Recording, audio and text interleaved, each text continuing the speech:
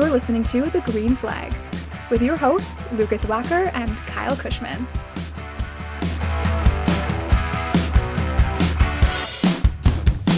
And we're in store for one of the greatest weekends of the season. Homestead Miami Speedway is this weekend, Mr. Cushman. We've got a lot to get into in today's episode, including the aftermath that was Las Vegas that had a lot of controversy, and we don't shy away from the controversy on this show. So we are going to break that down in full here today. And we're going to also talk about something that we talked about last week with the rumors of Kurt Busch's situation. We're going to break that down and what does that mean for 2311 moving forward. We talked about that quite a bit last week, but definitely want to talk about Kurt Busch today specifically. And then Spire also announced their 2023 lineup. And then, of course, we are going to round it out with our Homestead Miami draft. Oh man, I think this is maybe the most excited I've been for a draft since we've brought the show back here. Okay, really? But, wow. Yeah, I can't wait for Homestead this weekend. It's going to be so good. It's going to be great. And we got F1 on at the same time for the US Grand Prix. I know the championship's already wrapped up there. God. But it's going to be a gnarly motorsports weekend here in North America. But before we get into all of that, how are you doing today, Kyle? Doing good. Yeah, like you said, very excited for this upcoming weekend. When you look at Homestead, one of the best mile-and-a-half tracks on the NASCAR calendar, and with the really good product we've seen all season long from this car on the mile-and-a-halves, very excited to see what we get this weekend on that side of things. You mentioned US Grand Prix as well, which I completely forgot about coming into this week as well. So, yeah, and all the chaos that's coming out of this past weekend as well at Vegas. There's a lot to get to in today's show, and very much looking forward to talking about everything and then looking ahead to this weekend as well. Definitely. And let's just get into it, because let's do it. Vegas was something else. Once again, the mile-and-a-half package delivered, I would say, a very strong racing product. I was very entertained throughout the course of that race. Definitely. I was happy to see that there was no real mechanical failures that plagued the championship guys. Like we saw at Texas, of course, that was obviously the big concern. And, Blaney had his issue in practice, the flat tire. And then you're thinking, oh no, could we be seeing the beginning stages of something like that once again? But thankfully that held off. But instead we have a different type of controversy this time. And that, of course, revolves around Bubba Wallace and the Kyle Larson incident that happened early on in stage 2. Bubba Wallace won the first stage. Let's not forget, this car was bad fast. This is the car that won Kansas a couple of weeks ago in the playoffs. He was out there to prove something once again. 2311 Racing clearly has the mile-and-a-half stuff going well. Toyota as a whole has their mile-and-a-half stuff going well. But Bubba Wallace, as he has been prone to do from time to time, I think it's gotten better over the last year or two, but he definitely has these outbursts, and he had one once again on Sunday. So of course everybody's seen the clip. Kyle Larson dives into turn 3 and 4 and tries to pull the slide job on Bubba Wallace for a position. At that point, Bubba Wallace was falling back on a restart kind of thing, so he wasn't obviously happy with the current situation. But Larson did not touch the 45. They came really, really close, but they did not touch. But of course, the 45 went into the wall off turn 4. And then that's where things escalated from there, as Bubba Wallace turned left on the straightaway, or the curve in the front stretch, onto Kyle Larson's right rear corner, wrecking him intentionally.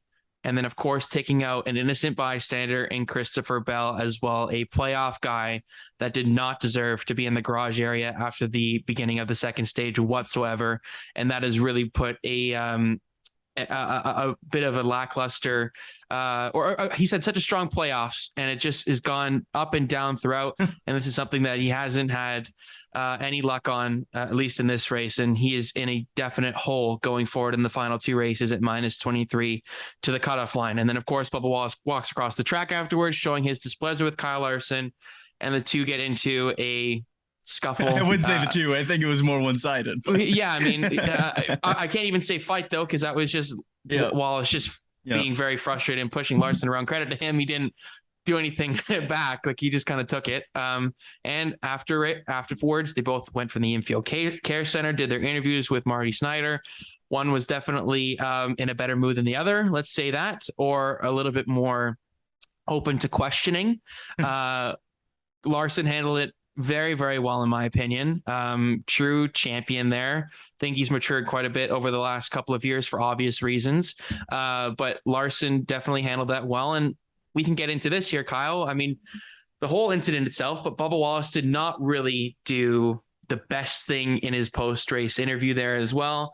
Quit fishing. Those, like, of course, we love seeing emotion and personality from drivers, but it is a legit question from Marty on, did you intentionally wreck him? And of course, he's trying to not try and risk himself getting suspended or whatever penalty. You don't want to admit guilt. Lesson before, right? He admitted to intentionally spinning, a couple years ago now, something like that. And he got dinged for it. It wasn't a suspension or anything, but he got a fine for it. So everyone knows you can't admit to the actual intentional part, because if you do, then because we saw what happened with Byron. Yeah, the intention is something where you can't prove it unless the person admits it. And if you admit it on live TV, well, then you're probably going to get a stiffer penalty. So in that sense, I understand what he was going for. Obviously, he was very angry, upset, and pretty aggressive in his interview, which I expect from Bubba Wallace. But the root of all of this is that we know Bubba Wallace is a guy who wears his emotions on his sleeves. And most of the time it's been in either heartwarming kind of circumstances, when you think back to the All-Star race, 3 or 4 years ago, whenever that was, when he raced his way in and talked about some of his mental health struggles and stuff like that. When you think about just how competitive he is in some of the interviews he's had after races where they've had really strong days, he's finished second or third, and they go to him and he's very critical of himself. He's a guy who's very critical of himself. He's very harsh on himself. Passionate. Yeah, very passionate, and wears his emotions on his sleeves. And most of the time it's been in circumstances that we see in post-race interviews and stuff like that. And we get that side of him. And that's why a lot of people have kind of become endeared to him, because he does show those kind of emotions that we don't really see. Yeah, honest is a great way to put it. We don't see that kind of stuff from a lot of drivers, where it's very media savvy type non-answers. Media trained, all that kind of stuff. This is the time where it crossed the line, where it went from being the emotion and stuff we see afterwards to the emotion in the moment where he couldn't control himself, overreacted to a circumstance, and put another driver at serious risk. And because of that, a suspension is absolutely worthy. And I'm actually really glad with how NASCAR handled it, because precedent is one thing, but if precedent is the wrong precedent, then you need to change the precedent. And intentionally wrecking, I think, should be something that is suspension worthy if it's bad enough. And this is a circumstance where, especially with all the talk about head injuries and stuff like that with this car, all that different talk, where this is absolutely suspension worthy, where you're going from a car that's basically on the apron, turning him all the way up to the outside wall, clipping another driver at 180 plus miles per hour. That's just not okay. And so I think that this is absolutely something that's worthy of a one race suspension. I'm also glad that it's not a team penalty, fine, or anything like that, because the team didn't do anything. The team shouldn't have any penalty.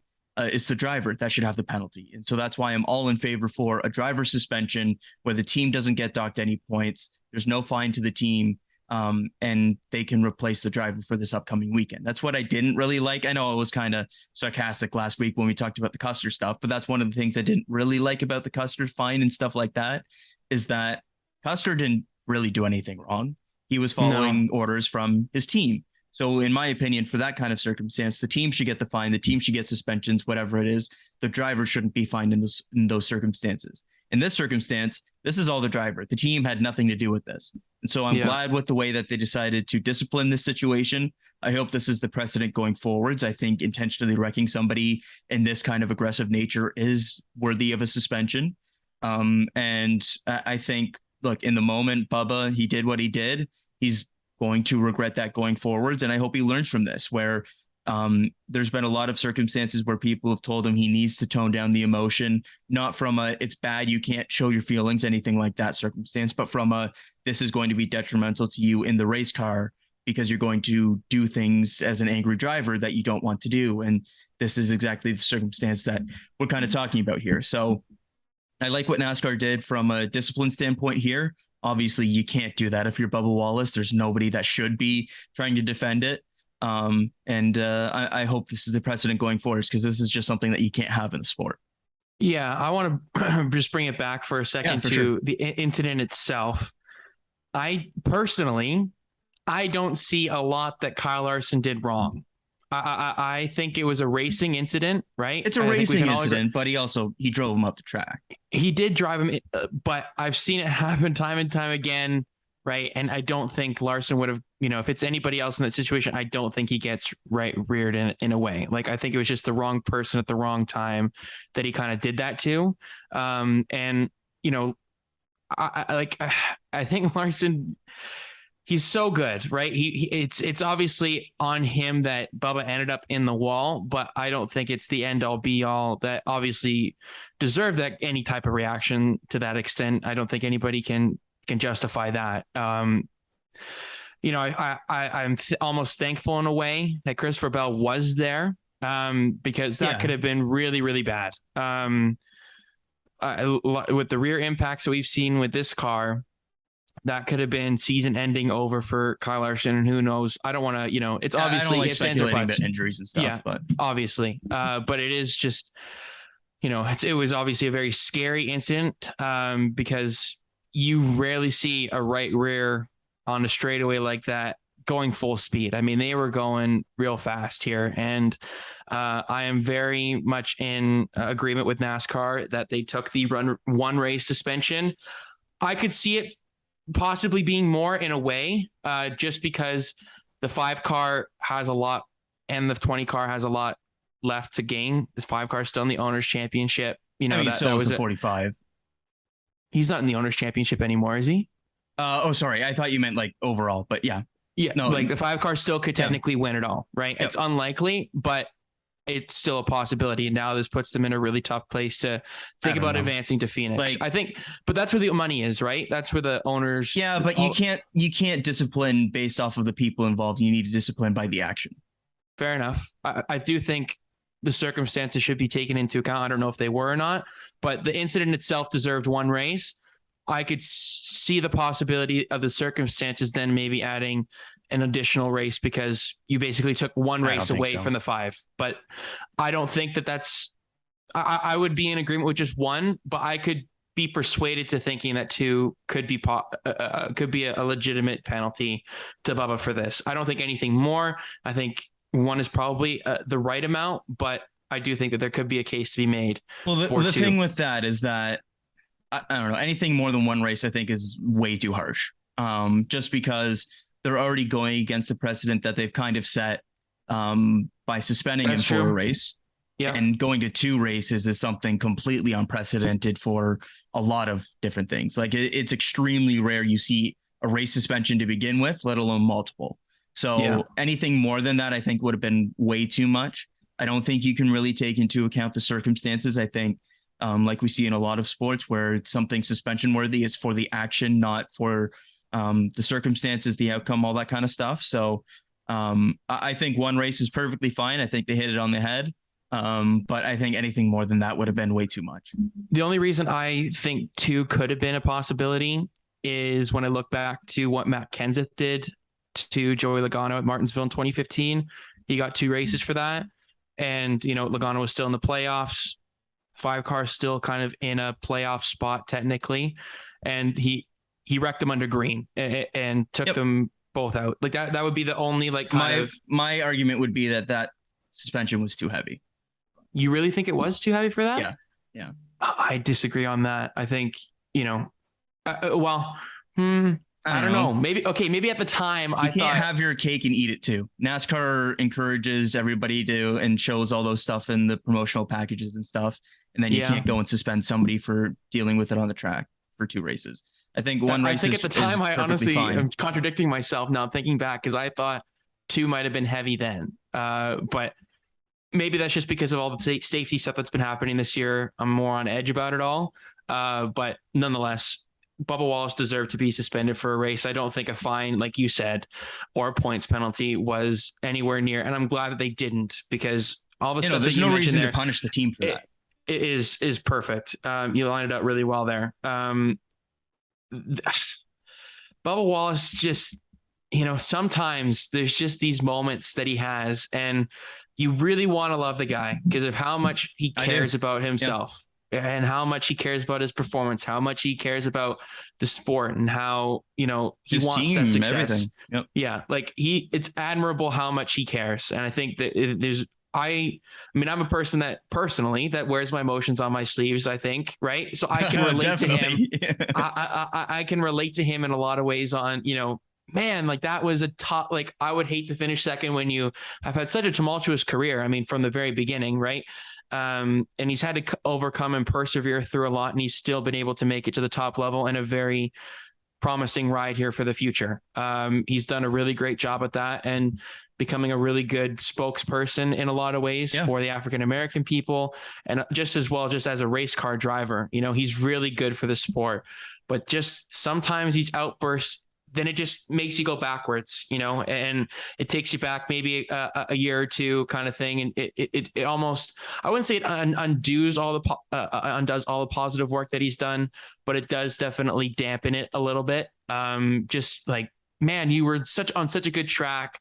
You were doing so well, you're living life to the fullest there. You got that win a couple weeks ago. Everything seemed like it was on an upward trajectory, and then just like a brief snap, right? And he just lost control, and he couldn't control his emotion in that moment, which is obviously not right. If you can't do that behind the wheel of a race car, there's going to be consequences. And I think NASCAR did the right thing here by saying that Homestead, you cannot race at, because we are setting a precedent moving forward now that this is not right. And I think and what you said at the beginning there too, just because it's precedent doesn't mean the president was right. And I think that this is a really positive step towards driver safety and overall competition in the sport, because you don't want to see anybody getting wrecked on purpose. Yes, there can be retaliation, but in a situation like that where the 45's car was most likely not, their race wasn't done, I wouldn't say, with the composite bodies that we have on these things. We've seen them take pretty brutal hits. The toe links are obviously the most fragile part of this car.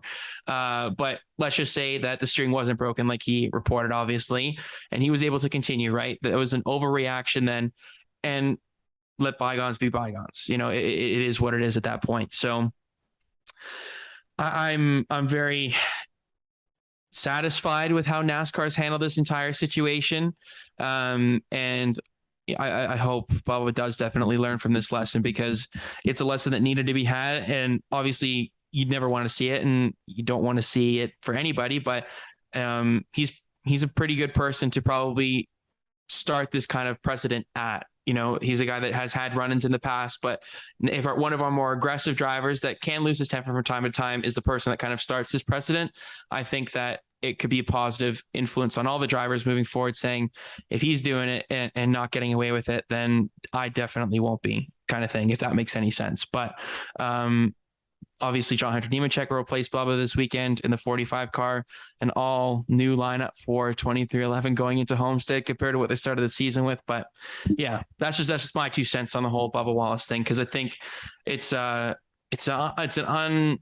uncharacteristic kind of conversation that we've ever had on this show, where we've seen retaliation to this extent and a one race suspension handed down to a driver for intentionally wrecking. Yeah. And just moving on from the Bubba perspective to the opportunity at hand for John Hunter Nemechek, where he gets to step in at a track that a track type that has been Toyota's best, I think you could probably say, over the course of the season, when you 100%. Look at the speed that they've had a mile and a half.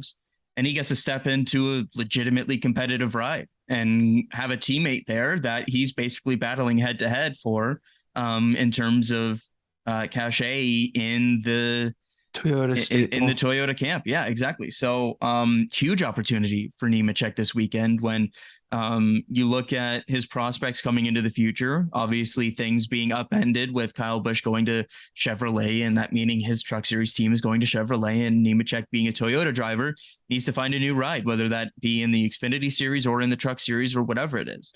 And getting an opportunity to remind people, hey, I can do stuff in the Cup Series, because remember his stock.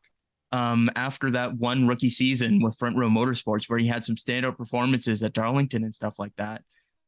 He was really rising as a prospect in terms of what people thought of him. And then he made the ambitious move to go back down to trucks, get wins behind his belt, because that's how you attract a lot of sponsors. You can argue whether that's been successful or not to this point. But in terms to be determined in a couple of weeks, we'll see what happens. If he makes the championship 4 and wins the championship, that's an overall success. There's a lot of factors involved for me. I think it's something where you have to look at it multiple years down the road and whether he ends up in a competitive cup ride or not. I think he's put himself in a better position for his future doing this than he ever would have had if he just continued at front row. I think so as well, but getting back to the Cup Series in a Toyota camp that's as full as it is, I don't know. It's a fascinating move and a fascinating career retrospective. If 2311 is looking to expand and he does stay in the Toyota's camp for next year, whether that's in Xfinity, it most likely is Xfinity. Not even just that. Look at a certain main team that might have retirements and stuff like that as well, right? So that's what I'm saying. I think he's kind of timed it to a pretty decent spot here. But this weekend, he has an opportunity to remind people, hey, I can do stuff in the Cup Series. It's going to be his most competitive ride. Down. I don't know. The Toyota pipeline stuff is fascinating to me in terms of... Because they're doing it at the end of the season, right? Yeah, that's when JJR is announcing their stuff. I think the most interesting part is going to be who ends up at David Gilliland Racing as the new Toyota team in the Truck Series, and then what happens for the Xfinity and all that kind of stuff. But yeah, in terms of Nemechek, he has a chance this weekend to go out and have a really strong result and be like, hey, I'm good here. We've seen Noah Gragson have some solid moments. Ty Gibbs has kind of been more just finish races and get the experience than he has go out and try to get results kind of stuff.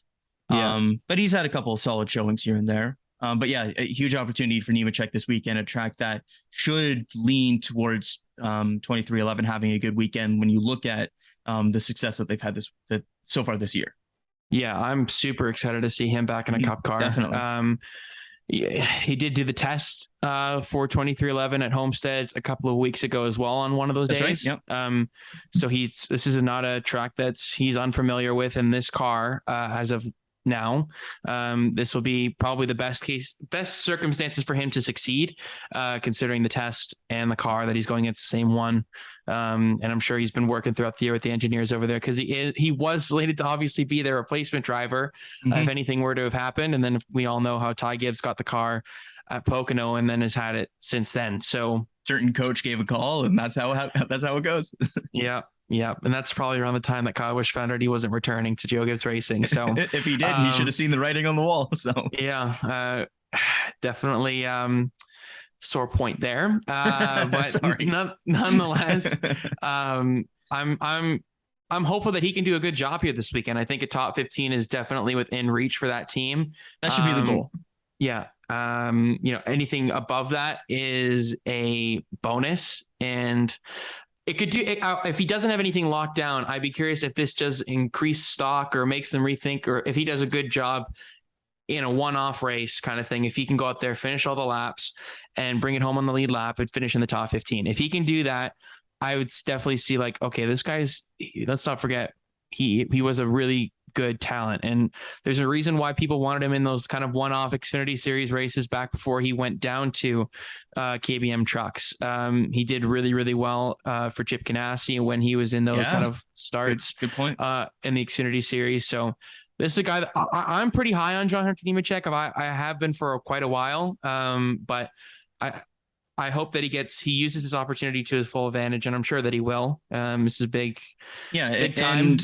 And unlike Ty Gibbs, where that's a guy looking to gain as much experience as he can get, this should be a weekend where Nemechek is looking to get the best result he can. This is a you got to beat prove Gibbs yourself weekend. This isn't a finish all the laps and gain experience kind of weekend. So yeah, I'm interested to see what he can do this weekend. Could be an interesting fantasy play potentially. I don't know. That might be a bit too much of a swing. Hey, Gragson was decent for you, so it wasn't as much as I was hoping for. I should have taken 22. I can't believe we left Logano off the board. Such an idiot. We'll get onto that later. That was a bit of a galaxy brain play from us, but anyway. Yeah, we'll get on to how that all ended up a little later. But do you have anything else you want to add on for Bubba Wallace and just kind of the incident itself? Nothing too much. Just that, just from a Bubba perspective, and usually we don't like to swear on this show, but the shit that he has to deal with online is ridiculous. And the people that give him that shit are never going to like him. And the unfortunate thing is that this incident is going to be used for a while from those people as a point to kind of degrade Bubba's abilities as a race car driver. It shouldn't be that case. That's the unfortunate reality of things because of the way the world is. But I'm hoping that Bubba will learn from this. I'm looking forward to hearing him the next time he speaks, because it's one thing to have a written statement from your management team and blah, blah, blah. It's a different thing to hear somebody's tone and hear their words and stuff like that. So I'm interested to hear from him next time. I think he'll come at it with the right attitude. Yeah, no, I think that's where he'll redeem a lot of people, because Bubba has a lot of fans, and the fans outnumber the amount of people that don't like him for non-racing reasons. The unfortunate thing is that the people that don't like him are the vocal minority. The people that like him lost a bit of respect for him with his actions over the weekend. I'm one of those people. I'm a big Bubba fan. He's one of my favorite drivers from an on-track perspective, from what he stands for off the track, everything. I think he's fantastic for the sport. But lost a bit of respect for him this weekend. Hearing from him probably this weekend or the next time that we hear from him, he has an opportunity to gain that respect back from a lot of people, depending on the way he talks, the words he uses, all those kind of things. So I think that's the next step for Bubba, is gaining that respect back. And that first step is in his next comments and his next public availability. Yeah. I mean, as somebody who does the social media for the race on the weekend, it is incredible just to see, for the wrong reasons, like how much his stuff, if it's in the negative, boom, like it spikes, like it hits. And I wish that wasn't the case. I wish we got positive comments for across everything that we do for social media, as much as we get the negative for something like that for Bubba. But man, I mean, you can, like, the comments and the notifications just, they just keep on coming in, and it's hard to read, or just like, you can't even read it. It's horrible what people say. And, I'm experiencing that a little bit more firsthand behind the scenes than, I probably would obviously like to. In a lot of ways, I would never want to read those kind of comments, because it's awful that people think that they can just put that online with, freely. And there's freedom of speech, and then there's freedom of being, what, right? So there's a line there, and people cross it all the time. And I'm not just saying that this is just an isolated thing, but this is, I hate it for Bubba that he, and he's active on social media. So, that he's going to be able to have access to all that. And, I hope this doesn't get him down. I hope he takes this in stride, learns from it, and moves on and focuses on being a better version of himself on the track and off the track as well. But I'm sure he will. He's a person that has shown a tremendous amount of growth from these kind of circumstances. I think he's learned a lot. Just had a moment here where he let his passion get a little too large. And unfortunately, Kyle Larson and Christopher Bell were at the receiving end of it this time, but we'll see what happens from Bubba. He will return for the Martinsville weekend in 2 weeks. So we will see what he says when I'm sure he will make his availability known, and the media will talk to him. So next little bit here, we stay in 2311, Kyle. Kurt Busch retires from full-time Cup Series racing at a press conference this past Saturday at Las Vegas Motor Speedway.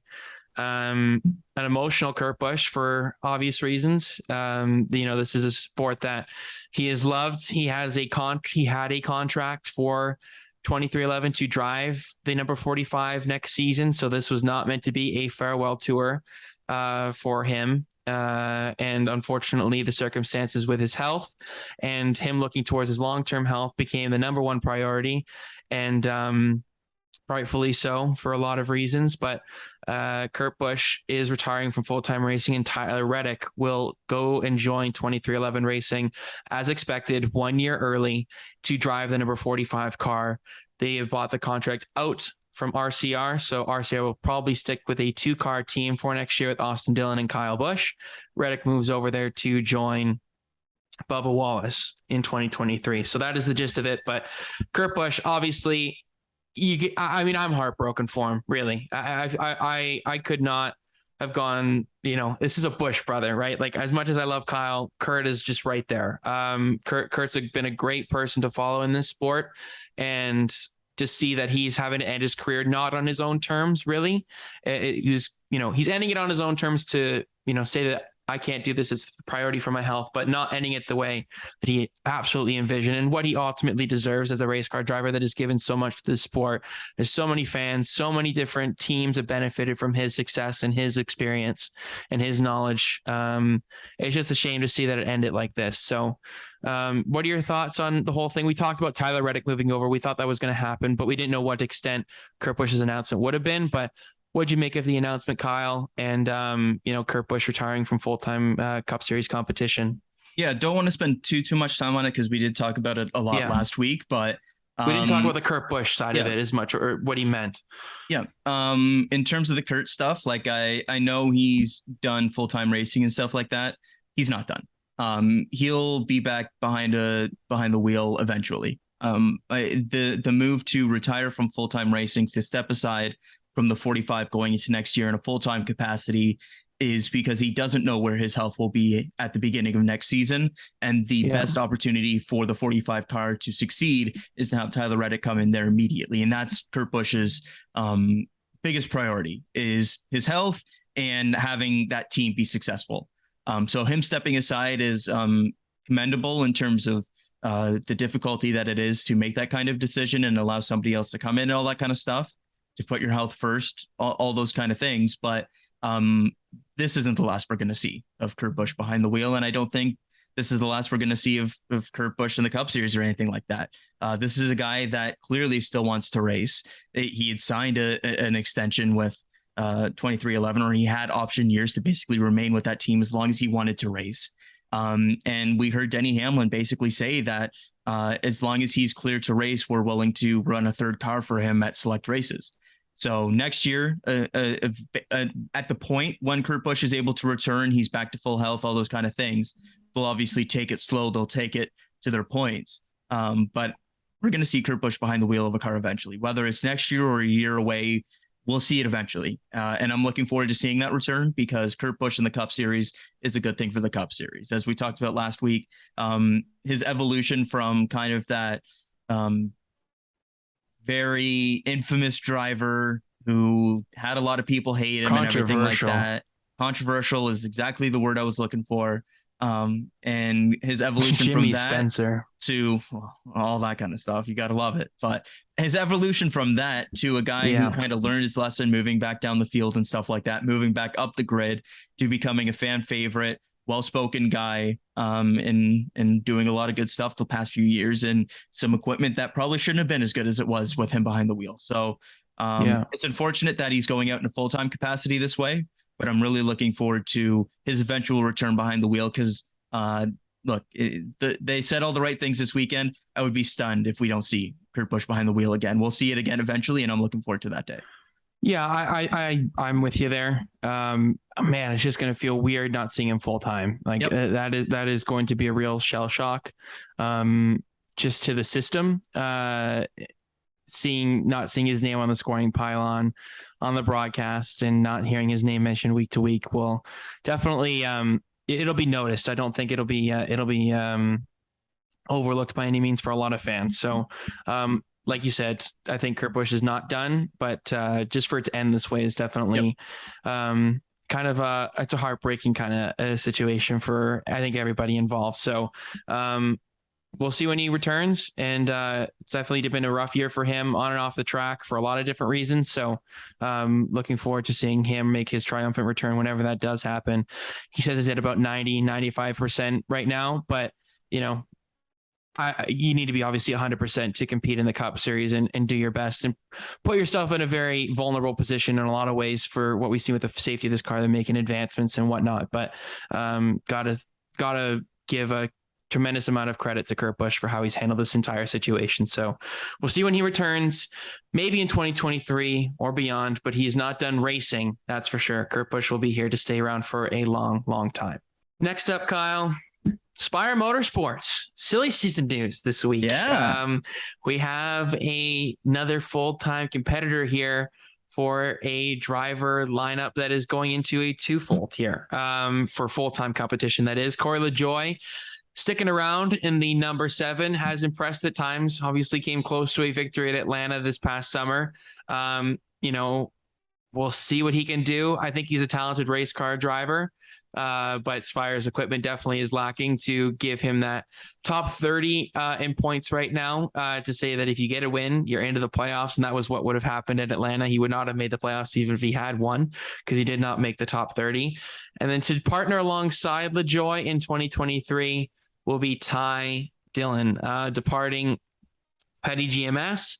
He will drive the number 77 full-time next season. That was widely speculated going into that announcement. It was confirmed earlier this week. So Ty Dillon will be sticking around in the Cup Series, has had a pretty up and down entire Cup Series career. Had some pretty decent success, coming up through the ranks in the Truck Series and in the Xfinity Series as well. Had his moments, not to the extent his brother Austin did, but was still admirable. Was not too far off in terms of overall competition compared to Austin. But he has taken the different route than his brother to kind of make it on his own. And that has been something he's kind of prided himself in for quite a while. He worked with Germain Racing. He was there in the number 13 car for a while. And then he's obviously I think it was a full year, right? He was at a Cup Series competition in 2020 and then 2021. Technically he was the first driver in 2311 history, but. True. Yeah, that's a good point. That's crazy. That's a good stat. That's a really good one. I don't think many people remember that. I even forgot about that. They shouldn't remember that. At the Daytona Road Course and the Busch Clash. The Busch Clash. But then he went to Petty GMS this year. Hasn't had the greatest success, when you look at what Eric Jones is doing, but I obviously love Eric Jones, especially after listening to the boy on the show. Yeah, he's a I haven't listened to the TGF download guy. Yet. I need to. I listened to it. God, it makes you just want to love this guy even more. Like I think if we ever win the lottery and start a Cup Series team, he's our first hire. So well, I would go a different route. Okay, if we're winning the lottery, no, we're not hiring Kyle Busch, but I think we have to. I think we'd have to. No. Can you imagine a TGF Kyle Busch sponsored car? Anyways. I will not co-sign that. Kyle Dillon. This is what we're on about. It would be a hard sell on you. But your first name is Kyle, so that would be the difference. Anyway, Spire Motorsports. Yeah, Spire. What do you got? Ty Dillon, Corey LaJoie. Look, this is obviously a pretty niche move in terms of the silly season when you look at Ty Dillon and Spire Motorsports and stuff like that. But I'm actually really interested to see this driver lineup next year from the perspective of Spire Motorsports over their history has been one kind of somewhat competitive car when you look at the Corey LaJoie, and one car that's just kind of rotation, the other parts kind of thing. Yeah. With Ty Dillon stepping into that car, it seems like I can't imagine Ty Dillon would be stepping into that car if it was the same kind of equipment that 77 has been historically. I would imagine it would be on par with the 7. And so with that, I'm interested to see what Corey LaJoie looks like with a teammate and with a teammate that has a history of Ty Dillon. If they have similar results, then I think that kind of hurts Corey LaJoie's stock. If he beats him pretty considerably, then I think that does a lot for his stock, because a lot of the talk with Corey LaJoie has been he's a good driver in backmarker equipment, and he's kind of shown his moments time and time, every once in a while. It's hard to prove that when you don't have any teammate, or you don't have a consistent teammate, or you have teammates with worse equipment, all that kind of stuff. With Ty Dillon there, we know he's a below average Cup Series driver who can get some good results on super speedways, and that's about it. We've kind of seen him with the JGR Xfinity program. We've seen him now with Petty GMS, where he's had lackluster results compared to the people that are also in that car or his teammates. If LaJoie is beaten by Ty Dillon or has the same results or whatever, then we kind of know that's where he kind of stacks up in the Cup Series field. If he beats him, then I think we can go, okay, this is a guy that is deserving of a rise up the grid. And I think that's what a lot of people currently think in LaJoie, where he's a guy who's doing some good stuff with a backmarker team. It could probably have some good results if he moved up the grid.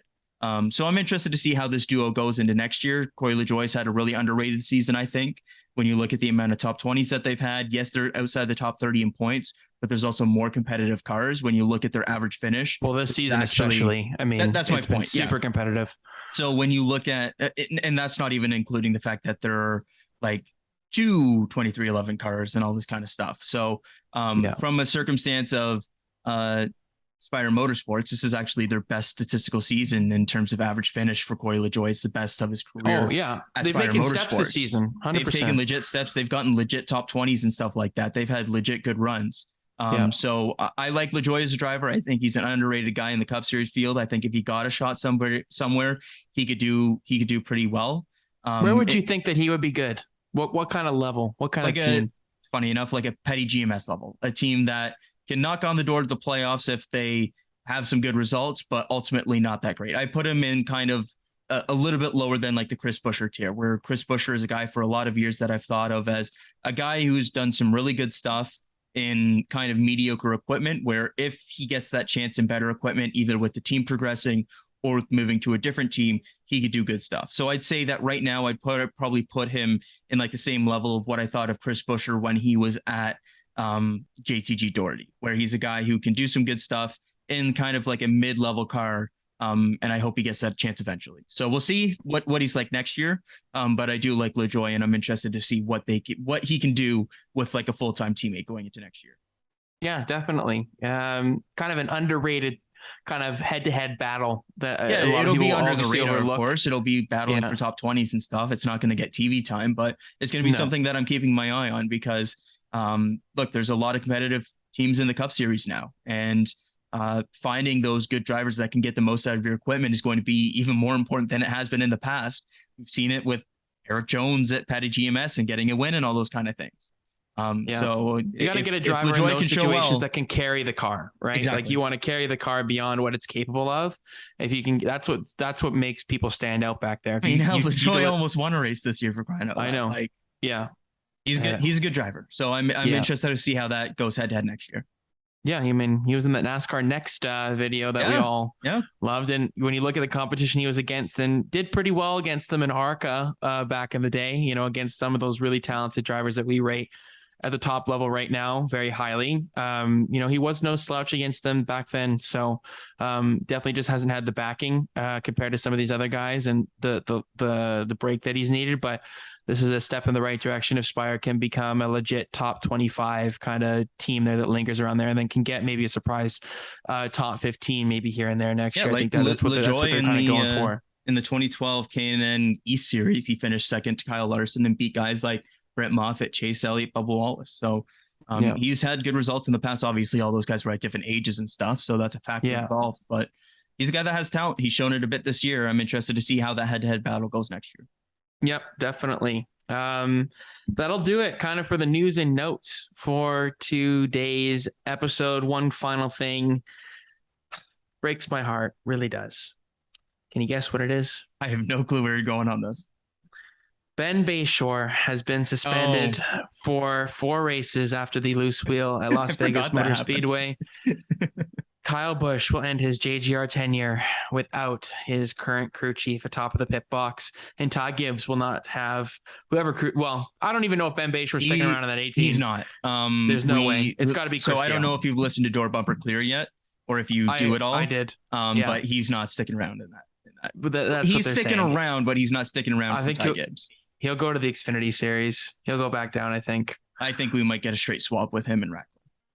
Or whoever is doing the, or I think Chris Gale. Chris Gale, that's who it is. Yeah, sorry. I think Chris Gale's great. Yeah, it's Chris Gale. I think that he'll. I don't know. I thought it was Ratcliffe. The thing that really hurt me on that show. Do you listen to this week's episode? Yeah. The fact that Tony Hirschman's not going to be sticking around with Kyle, like that broke really, me a bit. Come on. No, I'm serious because every weekend I listen to Kyle's radio. So in a lot of ways, Tony Hirschman is kind of like a voice of NASCAR to me. No, that is not ridiculous. Hey, remember the comment earlier where you wear your emotions on your sleeve too? Yeah, it's sentimental. So most likely Derek Nealon becomes Kyle's sponsor. Derek Nealon then. A spotter next year. So now I got to listen to the 8 radio and see how he talks. But I just like the way that Tony communicates with Kyle. That's it. So that's just my long-winded saying. I mean, congrats to Tony Hirschman for getting a job for the next 15 years, getting Ty Gibbs. Yeah, I mean, it makes a lot of sense. Yeah, I mean, he's been spotting for him in the Xfinity Series this entire season as well. So, I can understand why they'd want to keep him in-house. And that's a guy that can teach a young guy a lot of different things. But Don't smile. This is. I just wanted to bring it up. I think it's very funny that the rumor of it's Kyle happening, Busch right? It's happening. It's happening. So Anyways, I'm going to enjoy draft. the final two races that I hear Tony Hirschman on top of the spotter stand for Kyle. That'd be something. Tony? Yeah, I don't know. How can a spotter get suspended? Well, you'd have to. That'd be a nice mailbag question, but nonetheless, does it for the news and notes. Wanted to mention that. So, Seth Chafka will be the crew chief for Kyle Busch for the remainder 3 races. So, that'll do it for the news and notes. He's the engineer on the team, but nonetheless, I believe you. Yeah. Okay. Draft time. Homestead, Miami Speedway. Oh my God, we're finally coming back to this track. And one caveat here, one thing to note, this is the final track we have no notes on, really, with a racing product with the next gen car. Super exciting element there. I think, obviously they just had their test a couple weeks ago. People know Homestead, what it's known for, ripping the wall when the tires wear out. It's the best mile and a half. Not even a question. Should be still the championship race. Not even a question. But unfortunately, that is not the case. But Homestead in the playoffs, check mark. Glad that it's back there. Of course, we had a early season race last year. It was like the 3rd race of the year. Terrible spot for it. It felt so out of place. But I'm glad that it's back in the playoffs and in a very crucial spot for a lot of guys going into the round of 8 middle race. So, of course, Joey Logano won at Las Vegas. He has punched his ticket to the next round. So we'll be interested to see if they can carry on Penske as a whole, their mile and a half speed that they said that they found in that Homestead test, because that clearly translated to whatever they had in Las Vegas, because they had the 2 fastest cars arguably in that race with Blaney and Logano. They were definitely the 2 cars to beat. But draft. What happened last week, Kyle? Break it down for us, because that was fun. Oh, I kind of thought you were going to tell me to skip it because I beat you by 1 point. It's a tough bounce. It's a tough bounce. My first overall pick of do you want to know what happened though? There. Oh, sure. So you got a guy that passed on the final lap that made up a spot, and that is none other than William Byron. No way. I didn't even realize that. Yeah, he passed on the final, because I went back and watched the final lap scoring pylon, because I was like, how did I lose this? And I saw Byron jump from 15th to 13th. Well, do you remember Homestead last year when Cole Custer had that weird good day and then had the blown tire or whatever? I'm going to be completely transparent with you right now. Yesterday, I went and watched the highlights of that race, and I went and watched the final lap. I laughed pretty hard after I saw him. Drop down the pylon. Oh man, it's a classic moment. That was funny. That's it. Because that was as good as my luck got last year when we did our fantasy green flag stuff. Heritage moment right there. Yeah, hang it in the Louvre. Oh man, good stuff. But anyways, we both had terrible days overall. 141, 140 points. The field had 186. We missed on Logano. We way overlooked. We galaxy brained it. We overlooked the. I like Logano at Vegas. I don't know. No, he's had great numbers at Vegas. We just looked at their speed overall this year. We overrated it, and he had a 58-point day. Daniel Suarez with a big point stage, well, 37 points. And just overall, he got a playoff point. I heard, right, Rick Allen? Anyways, you had to do it to me. Now I'm upset. Anyways, let's do the damn draft, because I don't want to think about Rick Allen. That was hilarious. I was like, what? Yeah. Did he really? You right away. I'm like, wow. My initial thought, playoff point for the next. Honestly, my initial thought was like, does that like give him like 11 points for this round then? Or is it like, what? No.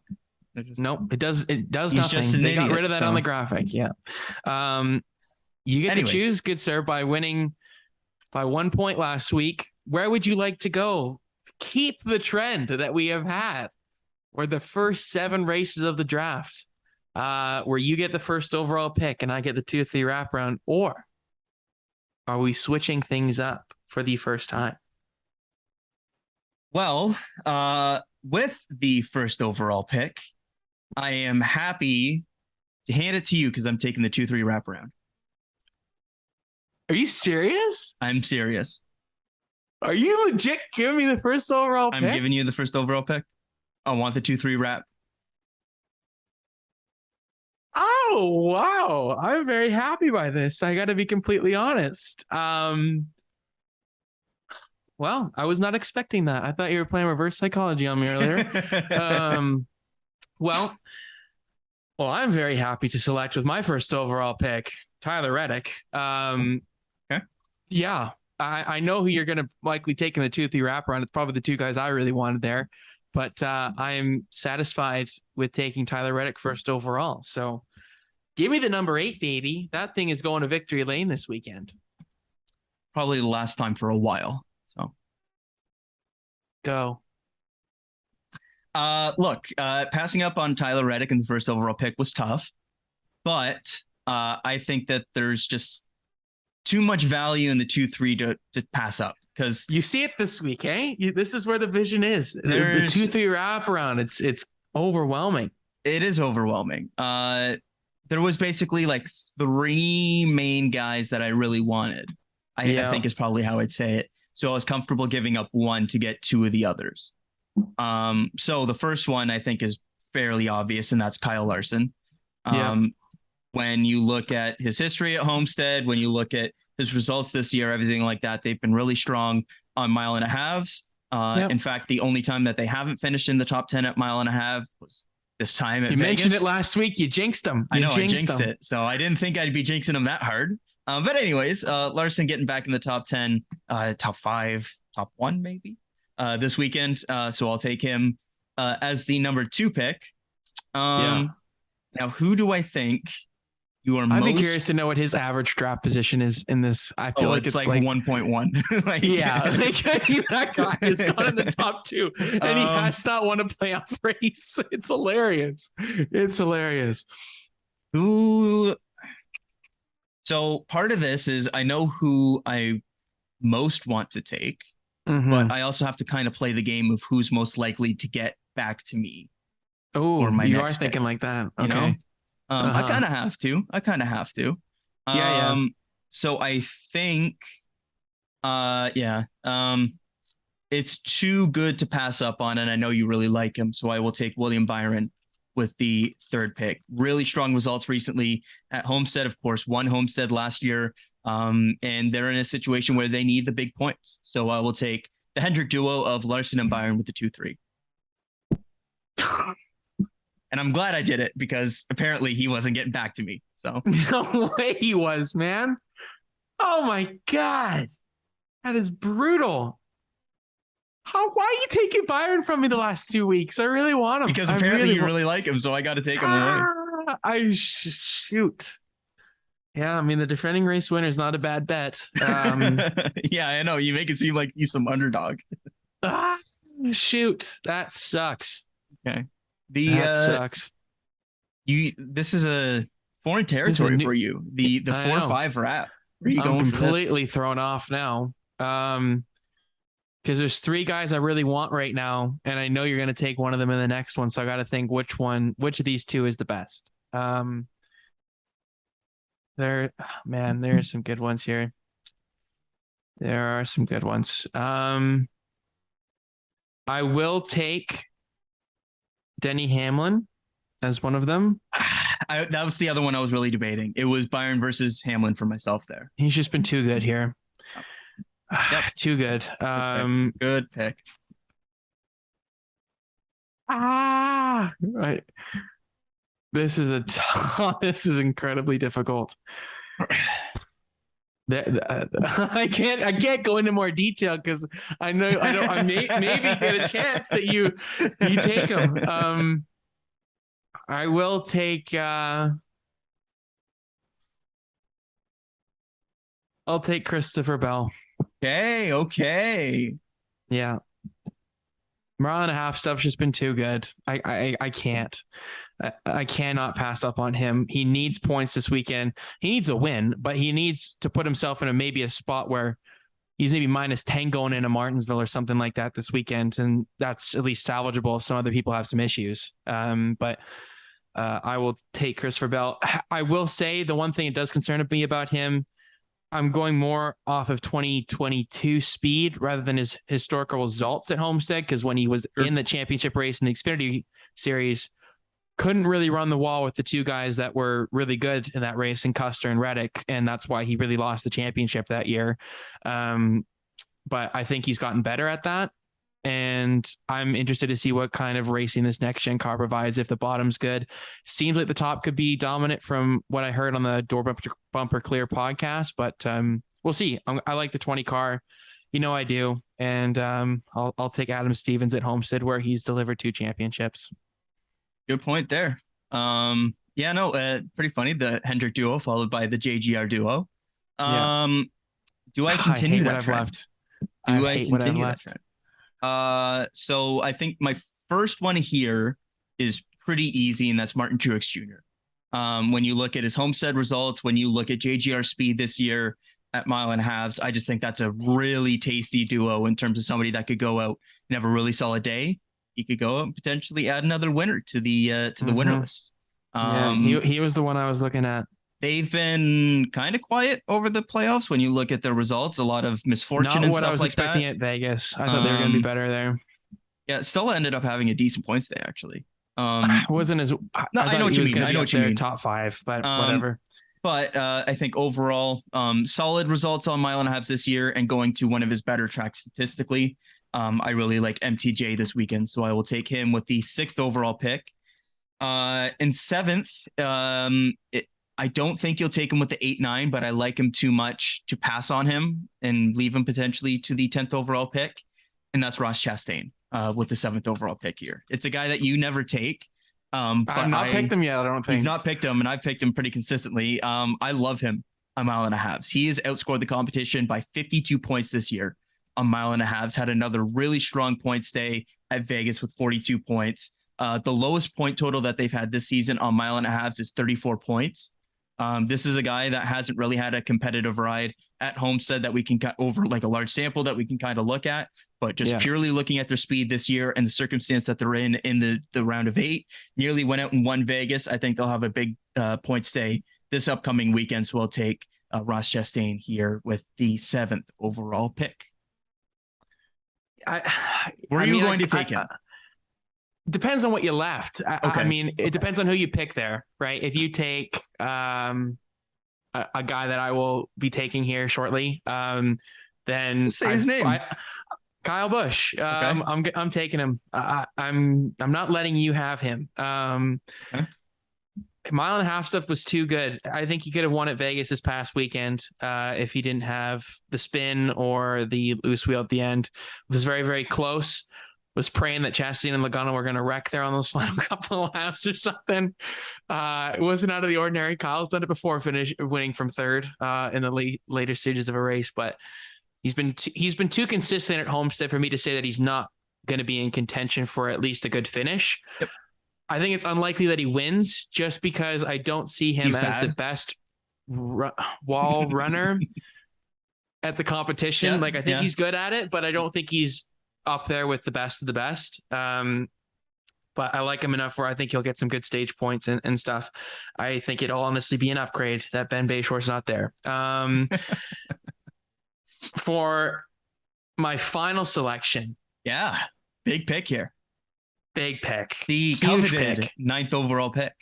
Yeah. And, it's going to seem crazy. All right.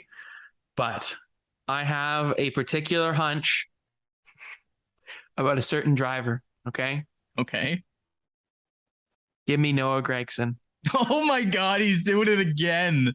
Yeah. Oh my God. I love it. Running the wall here at Homestead. Gragson could be up there for a surprise run. When you look at what he's done in the Xfinity series at this track, it's pretty remarkable. He has not won because he got taken out by the lap car. Yeah. Blowing a tire coming to 2 to go. But he pounced on the field. Like, he was lapping him for dead the last time we were there. And I think he's a better race car driver than even he was then. So I think Gragson in that number 48 car will do some damage here this weekend, ripping the wall. And the composite body, I think, will help quite a bit. So I will take Noah Gragson this week on my own accord, because I thought that was somebody that you would be looking at potentially picking, but I think he's a sneaky pick. No, I like the swing. And you look at the 48 speed on mile and a half. He had a decent day at Vegas. I think they'll be in for a solid points day. I don't like what I've left you here. There's one driver that I'm worried that you're going to take. Well, I'll tell you, it's between two drivers for me. Chase Elliott isn't a consideration for me right now because of two other drivers that are on the board, and that's Joey Logano and Ryan Blaney. You left me two big Penske drivers. And I honestly thought you were taking one of the two. So having both on the board was a bit unexpected for me. But Logano has had two very, very strong mile and a half performances back to back after a regular season in Kansas that weren't very good. Big 46 points at Texas, then obviously the massive 58-point win at Vegas. But they're locked in to the championship 4, and Ryan Blaney isn't, which means if I'm taking the swing, I got to swing big. So I'm taking Ryan Blaney with the 10th overall pick. Yeah, I didn't like leaving him. Look, pretty disappointing day at Vegas. Only the 25 points. I was expecting a lot more from that team. Coming after, he would have had more if he didn't wreck. I'm just saying. I wouldn't say he's disappointing by their speed. I mean, like, if he's finished where he should have, he probably could have been in victory lane. My point with that is that they've also had a couple of the first Vegas and the Coke 600 where they've also had good speed and wrecked out. So with that, it's part of this car is finishing the race. And there's a lot of guys that have shown speed and then haven't been able to do that. One guy that was on my radar that I didn't end up picking, Daniel Suarez, has been a guy who's gotten good stage points in the first two stages and hasn't been able to finish races very well. When you look at mile and a halves, having 38 points at Texas, not in the top 10, 37 points at Vegas, not in the top 10, and having a couple of early wrecks early in the season as well. So he was a guy I considered, but overall Blaney has the back against the wall in terms of being in the round of 8, needing to have a good points day, having good results early at Vegas and then wrecking out, stuff like that. Coming off of two really strong top 10s at mile and a halves as well at Kansas and Texas. They need a bounce back performance in terms of being able to finish the race. I'm expecting them to do so at Homestead, a track where not last year, but the year before, Blaney had a very strong points day as well. So rounding out my lineup there with the Ford of Blaney, and I believe the only Ford in our draft as well. Yeah. I don't know if that's Harvick's an interesting one. Harvick's an interesting one. There's a lot of guys I like this weekend. Yeah, like I don't know. It's an unknown, man. I don't know who's really gotten better at ripping the wall this year. 15 drivers deep, and I would have felt comfortable with all like the 15 drivers selected. Like there's a lot of good legit mix around in that top 10. But yeah, picking first there felt weird. I'm not gonna lie, that's for sure. The reverse any reason why there. Particularly you just like the two, three. Basically there was two. So I knew that you wanted Tyler Reddick, and with the first overall pick, I don't know if I would have taken Tyler Reddick, just because of some of the stakes that some of the other people have, and being up against the wall. Tyler Reddick is a guy that has gotten into the wall a fair bit and has shown speed at places this year and not been able to finish, all those kind of things. So I would have taken him in the top 3 picks if you had left him on the board after the first overall pick, but I don't know if I felt comfortable enough in his ability to finish the race to take him first overall. So I felt good taking two guys that I really like instead of giving you instead of taking the first overall pick, giving you the guy that I think you were going to take first overall if I gave it to you anyways, and then maybe not getting the secondary guy that I wanted. So that was my thought process there. I will say probably the 2-3 that you took is likely the 2-3 I would have taken. And funny enough, I probably would have taken Larson first overall, so you would have gotten Reddick, but I would have taken Hamlin fourth overall as well. I don't know what I would have done the rest of the way. I'm glad I didn't have to think about that. But the top 4, I think, the top 4 is absolutely the 4 I would have gone with. Absolutely. Yeah. But they're on. It's a good draft. That was a good one. Pick them. So very excited. Man, let's I can't go wait this weekend. One more time. Yeah, let's do it one more time. You get to go first this time because you have the first overall pick. That's right. Tyler Reddick. will win his final race for Wow. RCR this weekend. Wow. And leave it in good hands for Not saying Kyle Noah Busch to Gragson take with the over. 9th overall. If that passes on to this side, watch out, man. Like that 9th overall becomes a new 1st overall. Next up, Denny Hound for me. Just been a good track for him, so I can't argue that. Christopher Bell going on a bit of a swing earlier on for him than I probably would have liked, but I didn't want you getting him, so I just took him instead. And then after that, ended up taking Kyle Busch. Man, this is going to be with emotional. the 8th overall pick as well. Yeah, Number 8 for KFB. I wish. Why is M&M's not running the M&M's crispy paint scheme this weekend? It drives me nuts. They're running a Skittles Lime is back. Like, what are we doing? It's their final Lime year, man. You got to do something. I hope they have a special something for Phoenix. They cannot have a normal M&M's car for that. They can't. Okay, the Skittles car is better anyways. They can't do that. I Do you took agree with that or no? Pardon? That the Skittles car is better than the M&M's car? No. No, I disagree on that. I like the Skittles car better. Yeah. And then I took Noah Gragson. That was my final pick. Go ahead. I took Kyle Larson, William Byron, MTJ, Ross Chastain, and Ryan Blaney. Pretty aggressive lineup for myself. A lot of guys that could be up there challenging for the win or wreck out in the second stage. So aggressive lineup. I like your lineup. I think it's good. I like yours as well. So I'm looking forward to this weekend. Good. Man, I can't be more. Then, who's your winner pick? I mean, based off of last week, Joey Logano, so because we didn't take him again. But no, winner pick, I will say Martin Truex Jr. gets it done and adds to the winner list. Okay. I'm 1 for 1 on my championship 4 predictions that we did last week because I did have Logano there. Yeah, you did. But I do think that there is a possibility that Mr. Tyler Reddick ends up in victory lane. I'm not gonna. I mean, you already gave the winner prediction, so I think he's gonna win this weekend. If not, I'll be disappointed. That's for sure. Wow. Winner bust for Tyler Reddick. Yeah. Wow. Winner bust. It has to be the case. But exciting weekend of racing. Homestead is back, and we've got the U.S. Grand Prix as well. So, any final thoughts to wrap up this episode here, Kyle? Nothing too much. Just really looking forward to an exciting weekend of racing. Homestead is the best of the best when it comes to 1.5 mile racing in the NASCAR Cup Series, and the 1.5 mile racing product this year has been better than it has been in years. So really excited to see what that means for this upcoming weekend. It could mean that it's another typical good race, or it could mean that some of the other places maybe have passed it. I don't know what to expect this weekend. I'm really looking forward to this race. Yeah, same here. It's a kind of a race that you check off on the calendar. You make note of it and make sure that you tune in.